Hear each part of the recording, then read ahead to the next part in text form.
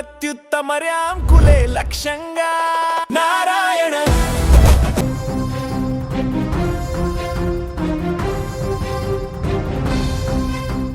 తెలుగు రాష్ట్రాల ప్రజలకు వాతావరణ శాఖ అత్యంత కీలకమైన హెచ్చరిక జారీ చేసింది.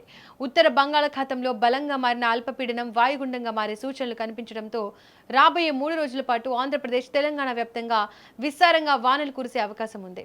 ఈదురుగాలులు, తీవ్రమైన పిడుగుపాటు ప్రమాదాలు ఉన్నందున ప్రజలు అప్రమత్తంగా ఉండాలని అధికారులు సూచిస్తున్నారు.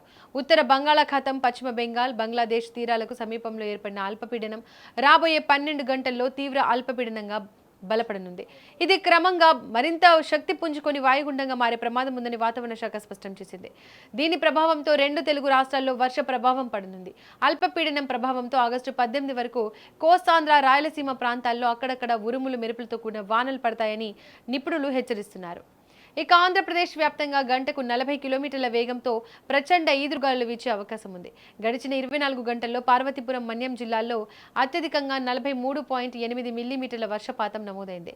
కురుపాంలో 38.6 మిల్లీమీటర్లు, పార్వతీపురంలో 36.8 మిల్లీమీటర్లు, పాతపట్నంలో 33.4 మిల్లీమీటర్ల మేర వాన పడింది. వీరఘట్టం, బాలాజీపేట, పాలకొండ, రాజమండ్రి, జియమ్మ వలస, భీమడోలు ప్రాంతాల్లో సైతం గణనీయమైన వర్షపాతం నమోదవడంతో కొన్ని చోట్ల వాగులు, వంకలు పొంగి పొర్లుతున్నాయి.